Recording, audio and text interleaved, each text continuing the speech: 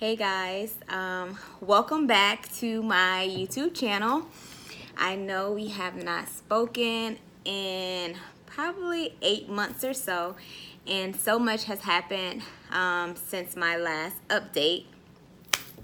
So basically, I think I last recorded in September, and during that time, I think I was transitioning between general treatment and being referred to a hematologist that had access to a clinical trial. So I did the clinical trial. I started the clinical trial in November, and I ended the clinical trial in May. So for those of you who are just starting to follow me, follow this channel. I am a 32-year-old that was diagnosed with acute myeloid leukemia, and it's due to treatment that I had for a breast cancer diagnosis. I was diagnosed with breast cancer at the age of 28 back in 2014. And so I got the news that I had leukemia in July of 2017, and we kind of just started with the treatment since then. So I've been in active treatment basically since August 1st of 2017. So I did a clinical trial. I was referred to a doctor who had access to a clinical trial for an IDH1 mutation that I had. And basically, there are two factors that were driving my leukemia cells or making them duplicate excessively. It was an IDH1 inhibitor and an IDH2 inhibitor. At the time, I was told that there was an approved drug for IDH2, but since they thought that the IDH1 was the driving factor of the increase in leukemia cells within my marrow, they decided to put me on a trial. So the clinical trial went pretty well.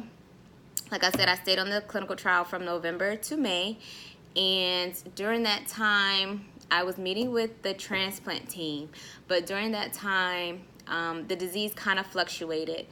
It went, I think, down to 16%, then it went back up to 38%. And at that time, the doctor decided that we would get off the clinical trial with that one drug and try another drug for the IDH2 mutation that was approved by the FDA. Luckily, this doctor was also in the clinical phases or had this drug during its clinical phases as well. So they were very familiar and very happy with the outcome. They knew that they had patients that were doing well still on that drug. And so we changed drugs in May. And so I just completed my third cycle with this IDH2 drug in combination with a infused chemotherapy that I would get once a month for the first week of that month, if that makes sense. And with only being on this new regimen for, this is the third month, I got the news that last week Monday, which was, what was last week Monday? I don't know the date. Last week Monday, I got the news that I am in remission, and so I'm very ecstatic about that because this has been a very long journey. As you can imagine, going through this, going through cancer, period, is very tough, and then going through it for a second time is even tougher, and then going through it within your 20s and 30s is like bizarre because you feel like, you know, you're supposed to be living your best life, and here you are fighting for your life. But I am very grateful for the journey. I'm very grateful that I have not been totally sick while doing chemo, because chemo is very harsh on the body, harsh on your organs, harsh on just everything. And I'm just very thankful that I didn't have to endure a lot of suffering during these times. And so the next phase of this treatment is to get a bone marrow biopsy. And so I had been meeting with the transplant team on and off since I initially got diagnosed. The hematologist that I had prior to getting on the clinical trial made sure that I met with the transplant specialist, because they kind of want to go ahead and give you that bone marrow transplant the moment you get into remission. So it did take a little time. I've been in remission before with the general treatment, but I guess because of the inhibitors, it was causing it to fluctuate, and so now I believe that the leukemia is in full remission.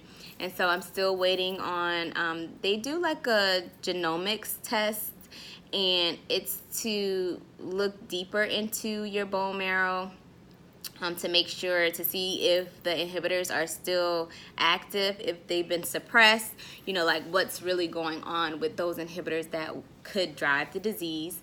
But like I said, I'm meeting with the transplant specialist on Thursday, so I'm very excited. And my hematologist stated that they usually look to do the transplant within 2 to 3 months. And the transplant will probably come from a non-related donor, and a non-related donor from the bone marrow registry. However, as in African Americans do lack, we lack compatibility within the bone marrow registry because it's not very diverse. Not many of us are registered within the registry so that you can find that 10% match. I know that in the beginning of being diagnosed, there were findings that I had 3 potential 8 out of 10 matches, but I believe they do further blood tests in order to make sure that that match is the perfect match for you. So that's where we pretty much stand now. And I'll do my best to keep you guys posted during the whole transplant process, because my whole thing is that you never really know like what somebody is going through, what a situation is like, if you don't know a person that's going through a situation and no one shares these things with you. I think we're blinded to a lot of things and how how things come about and how people get through things. A lot of stuff is not shunned, but kept in secret. So I do like to share my journey, and I appreciate everyone that supports me. I don't know how I could have done this without God, of course, and I have a very, very good support system. Even if I was to feel down on myself, they kind of give me the push and drive to just keep going. No, it's not easy. I definitely have my days, but I try to remain focused. And when you're battling something like a disease as such, your mental and your mind is very important to keep that healthy, to not dwell on your situation, but to keep striving and keep being the best person that you were called to be. So pushing through all adversity, just to get through a situation, just to see that light at the end of the tunnel. You may not understand why you may be going through this situation and why is it happening to you, but there is always a reason. And I always said that my reason for going through this is to show others that things will happen to you. Things you don't expect to happen to you. They will happen. They will happen to your family. They will happen to your closest friends.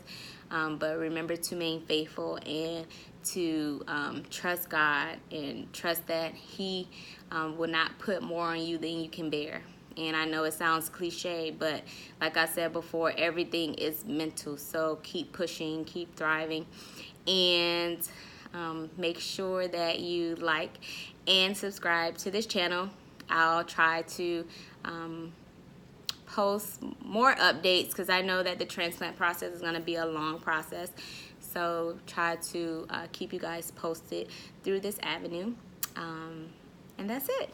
Talk to you guys later.